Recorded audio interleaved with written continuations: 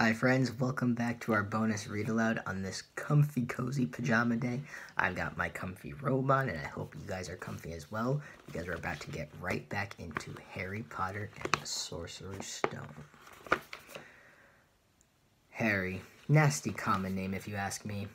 Oh yes, said Mr. Dursley, his heart sinking horribly. Yes, I quite agree. He didn't say another word on the subject as they went upstairs to bed. While Mrs. Dursley was in the bathroom, Mr. Dursley crept to the bedroom window and peered down into the front garden. The cat was still there. It was staring down Privet Drive as though it were waiting for something. Was he imagining things? Could all this have anything to do with the Potters? If it did, if it got out that they were related to the pair of, well, he didn't think he could bear it.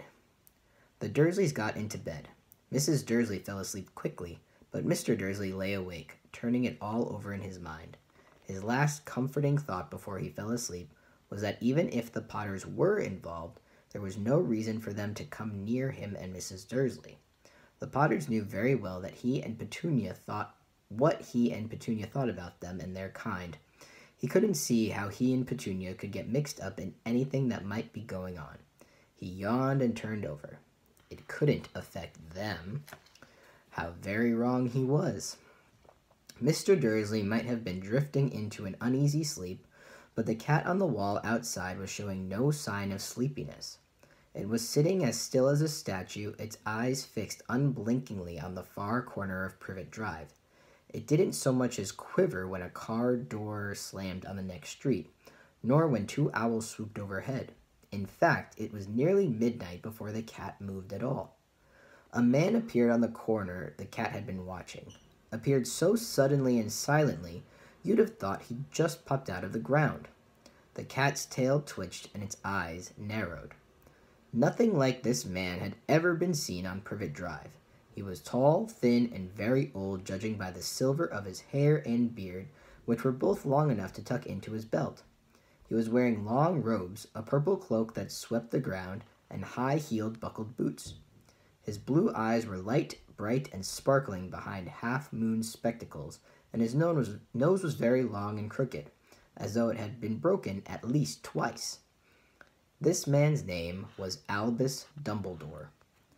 Albus Dumbledore didn't seem to realize that he had just arrived in a street where everything from his name to his boots was unwelcome.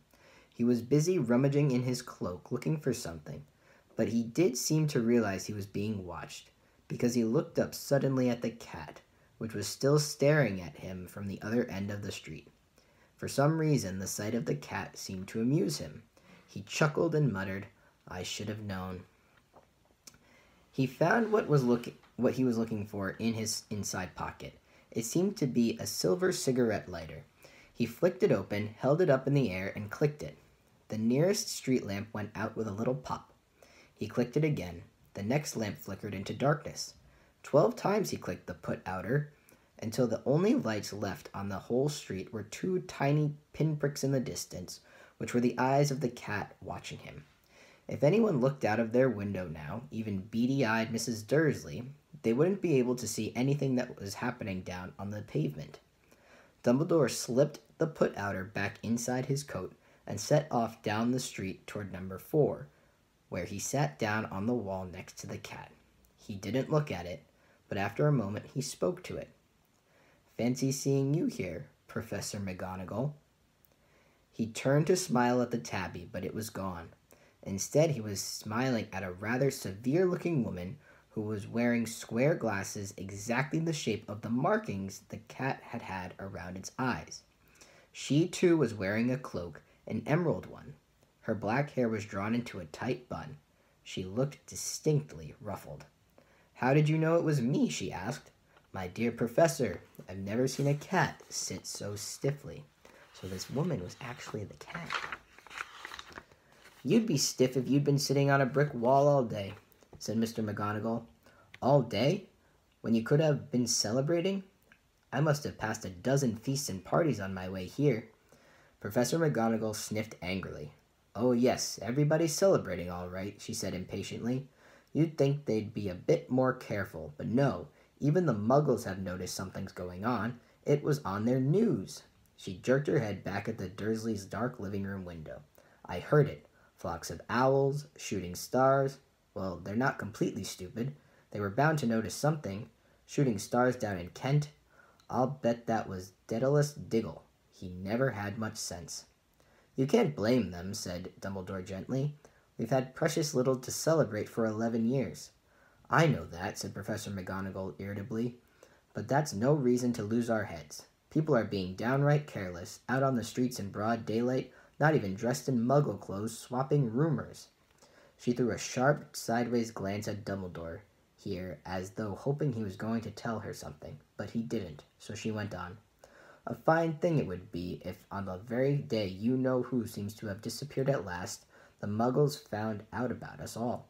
I suppose he really has gone, Dumbledore?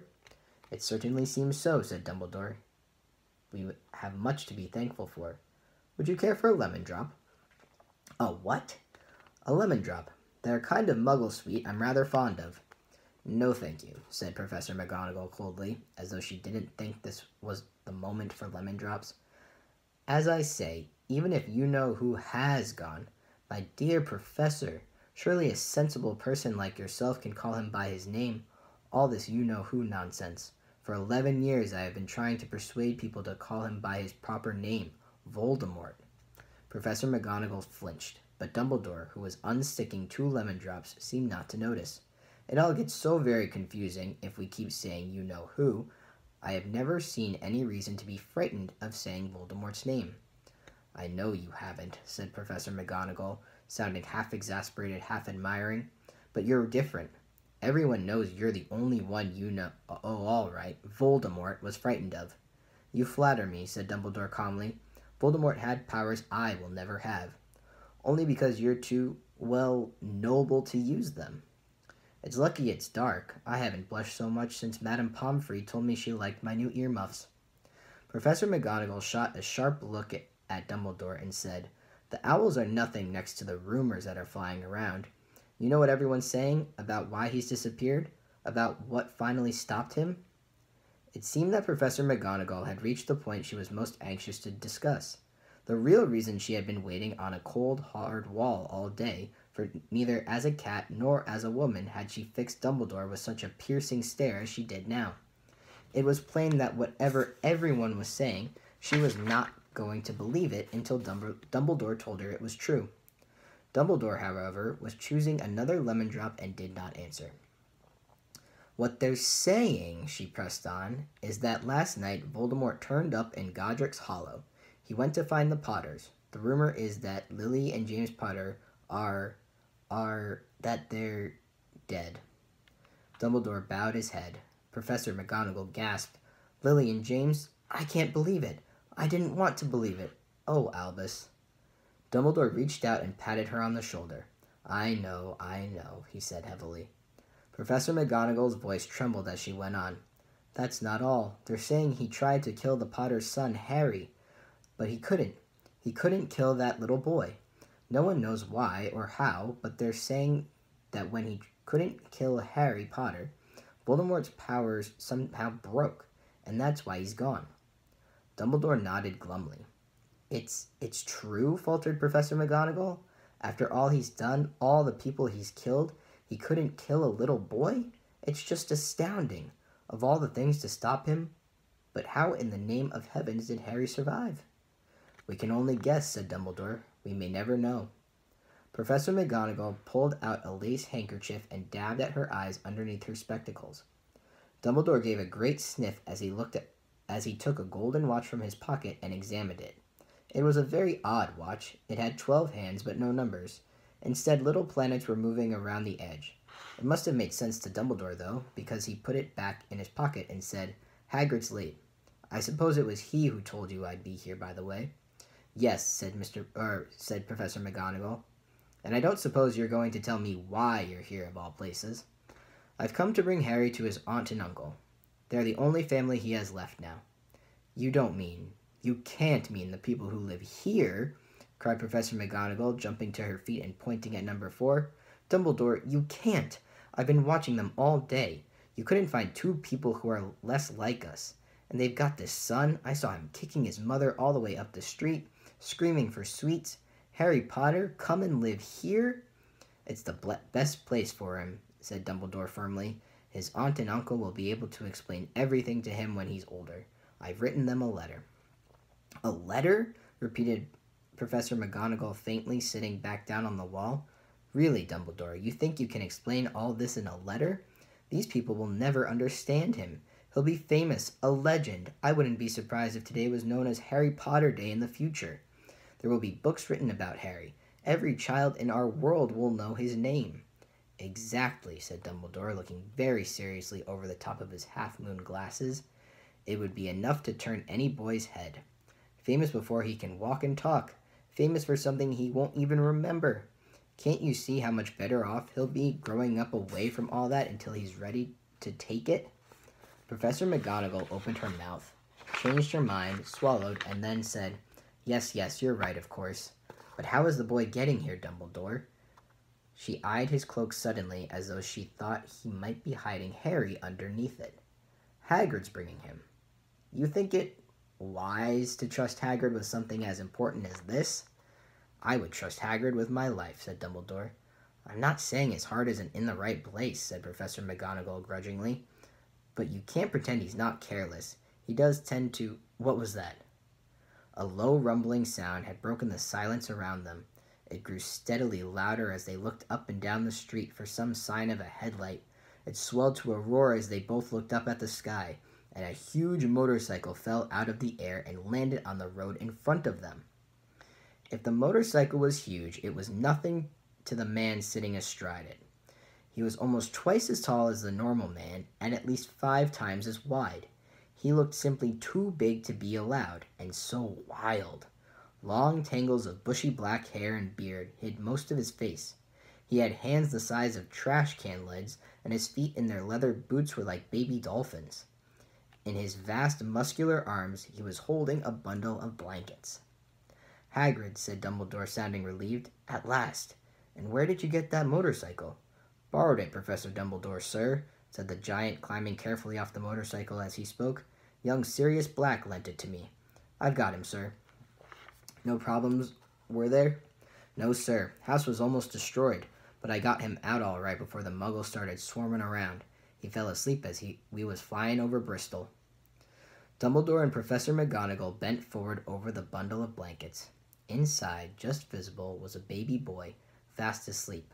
Under a tuft of jet black hair over his forehead, they could see a curiously shaped cut, like a bolt of lightning. Is that where? Whispered Professor McGonagall. Yes, said Dumbledore. He'll have that scar forever.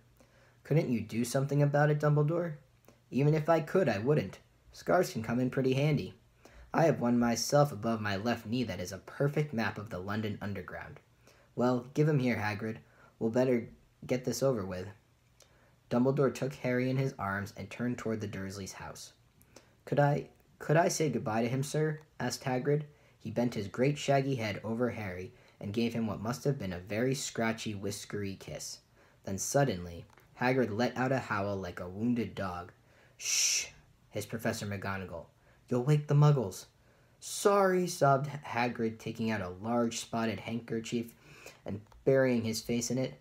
But I can't stand it. Lily and James dead, and poor little Harry off to live with muggles.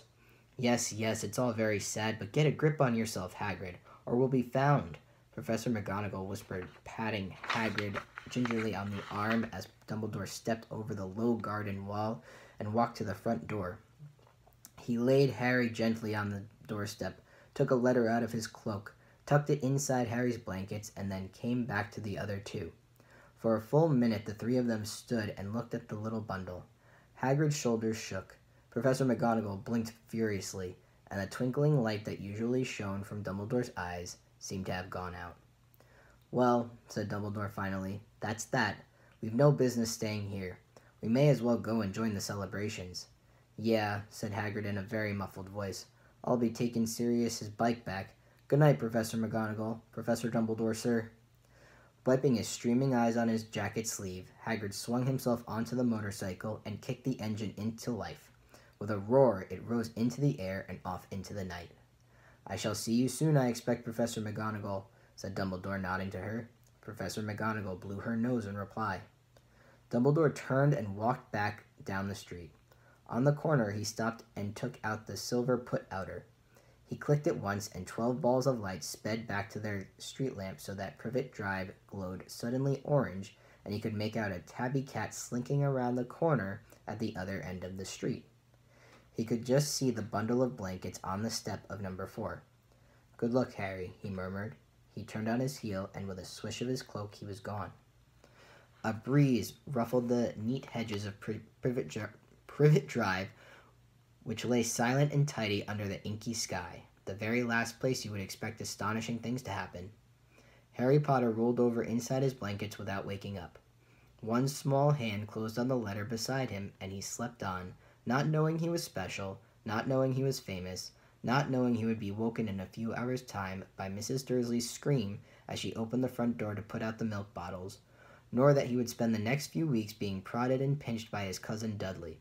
He couldn't know that he couldn't know that at this very moment people meeting in secret all over the country were holding up their glasses and saying in hushed voices, "To Harry Potter, the boy who lived." All right, my friends, tomorrow we'll get started with Chapter 2.